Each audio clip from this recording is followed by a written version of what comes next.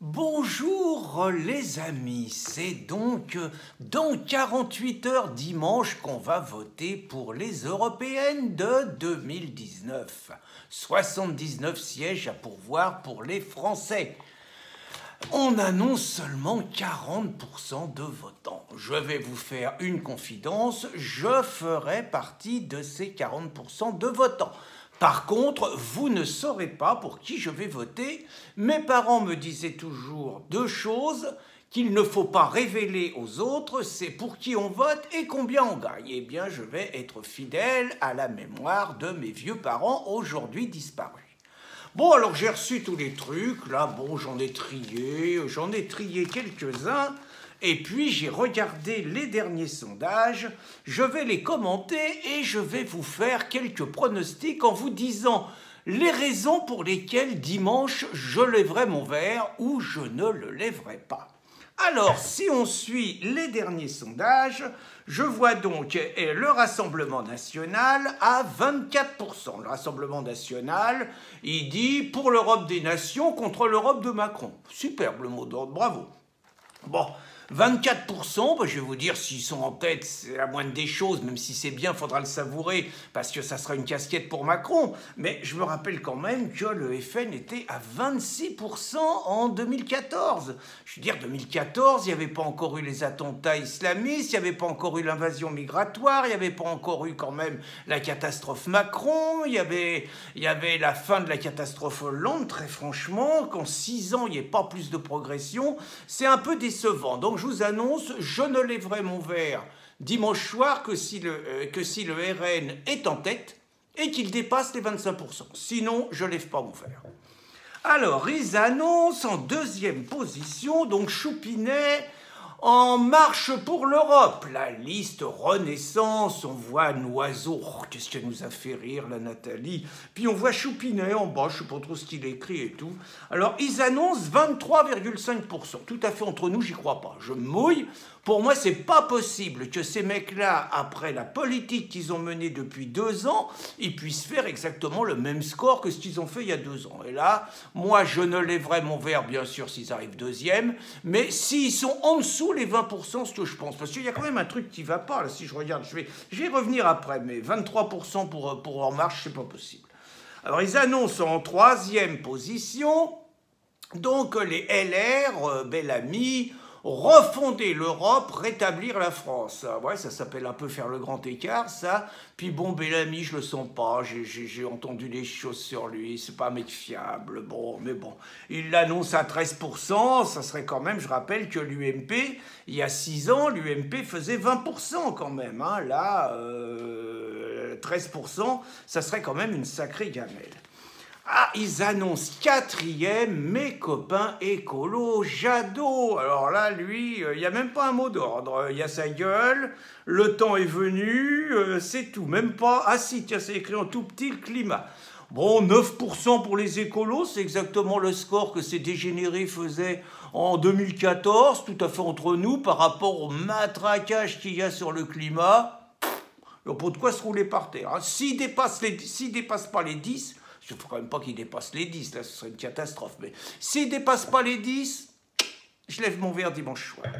Alors, 5e, ah, Méluche, la France insoumise, Manon Aubry, un seul bulletin de vote pour dire stop à Macron.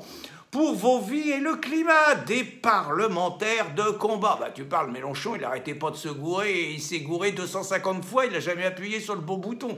Donc si c'est pour envoyer des mecs comme ça, puis bon, quand même, enfin, des mecs qui sont pour la libre immigration, des mecs qui disent rien sur l'islamisation de la France, des mecs qui sont pour la régularisation de tous les clandestins, des mecs qui sont pour que le premier qui vienne, il soit français. Enfin, comment il peut y avoir encore 7,5% des Français, 7,5% des Français qui votent pour des mecs comme ça. Alors certes, c'est une belle galtouze, hein, s'ils sont à 7,5 alors qu'ils étaient quand même à 19 il y a 2 ans au présidentiel, c'est quand même une belle galtouze. Allez, on va dire Mélenchon en dessous 8, je bois un coup. Ensuite, le PS. Oh, Il est Thibault, le petit Glucksmann. Ils l'ont rasé de près. Mais quand il est rasé de près, il fait encore plus petit premier, là, petit premier de la classe, enfant de famille, des beaux quartiers. Enfin bon, il a dit ça. Peut-être à lui en coller une, quoi. Bon, alors lui, écologie, envie d'Europe. Ah, ça, c'est sexe, ça. Envie d'Europe, écologique et sociale. Miam, miam. Ah, on en mangerait. Alors, le problème, c'est lui, il est annoncé à 5,5. Alors là, non, pour moi, c'est pas possible. Il va être en dessous les 5. Et alors là, si les socialos, AUDS à socialos, si les socialos sont en dessous des 5%, alors là, j'attends même pas, parce que là, ça ferait plaisir. Allez, je prends de l'avance. Ah, ça fait du bien. On continue. Alors là, ça me fait moins plaisir. Nicolas Dupont-Aignan, annoncé à 4%. Alors, le courage de défendre les Français, ça c'est bien. Je trouve que déjà, c'est bien, ce mec-là, je l'aime bien. Il a été courageux en 2017 et tout.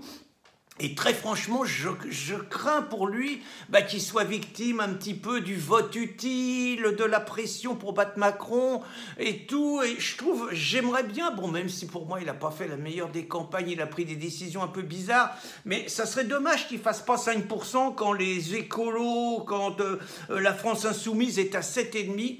Ça me ferait vraiment plaisir que Nicolas Dupont-Aignan soit au-dessus de 5%, puis ça ajouterait aux voix des patriotes, parce que très franchement, je trouve que si le camp souverainiste, si Dupont-Aignan et Marine, ça fait pas, et Bardella, ça fait pas ensemble 30%, je trouve par rapport à la situation, on est en dessous. On devrait faire mieux, quoi. Ça devrait faire mieux. Donc là, c'est clair. Si Nicolas fait au-dessus de 5%, alors là, je bois un bon coup dimanche soir. Candidat suivant. Ah! Un de mes meilleurs copains, le petit Yanouska, Brossa, pour l'Europe des gens contre l'Europe de l'argent. Bah ouais, mais sauf que toi, Bouffi, t'es dans l'Europe de l'argent. On va pas te rappeler où t'habites, on va pas te rappeler le nombre d'appartements que t'as acheté, on va pas te rappeler ton train de vie, et on va pas te rappeler quand même que t'as pas bossé depuis longtemps. Alors lui, il est annoncé à 2,5%. Alors là, je vais vous dire, ça me casserait les pieds si ce mec dépasse les 3%, si le PC est remboursé de ses frais, même s'il a pas de député, bon, il en aura pas. Ben, c'est dommage, parce que ça aurait débarrassé Paris de Brossard, mais bon, mais faut pas qu'il touche le fric quand même, faut pas déconner. Alors là, si lui, il est en dessous des 3%, ah là, je vous promets, allez, je prends de l'avance. Ah ouais, faut pas qu'il fasse 3% celui-là. Ah, mon autre grand copain, Bilal. Bilal Hamon, liste citoyenne du printemps européen. Soutenu par Génération.s, D-E-E-M-E, je sais pas ce que c'est ces trucs-là, bon, peu importe. Donc, Bilal, il est bien gentil, mais il était déjà à 6 au présidentiel, et là, bon, il va prendre la tasse, quoi. Bilal, c'est pas 3%, d'ailleurs, on le sent, il va déjà à l'abattoir, il annonce que, bon, s'il fait pas les 3%, il en tirera les conclusions. Bon, lui, c'est la civière dimanche, et lui, alors lui, ça fera plaisir, hein. Allez, hop, Bilal, civière, à dégager. Alors, un dernier, François Asselineau, UPR, avec donc une autre femme charmante, et il est annoncé qu'à 1%. Alors, je suis partagé, parce que je trouve d'abord qu'il mérite plus qu'1% par rapport à tous les crétins dégénérés qui sont à 1%. Je trouve que sur le Frexit, il est excellent, c'est le meilleur. Le problème, c'est que sur les problèmes comme l'immigration, l'islam, l'insécurité et tout, aux abonnés absents, pépère. Et puis, il risque de prendre également le vote utile. Ça, c'est quelque chose de possible. Donc, mes chers amis, voilà mes pronostics. Je vous annonce donc que dimanche soir, dès après les résultats, je vous ferai une vidéo spéciale qui remplacera celle que je fais tous les lundis. Et j'espère que devant vous, je boirai de nombreux coups. C'est que nous aurons des bonnes surprises. Bonne journée, les amis.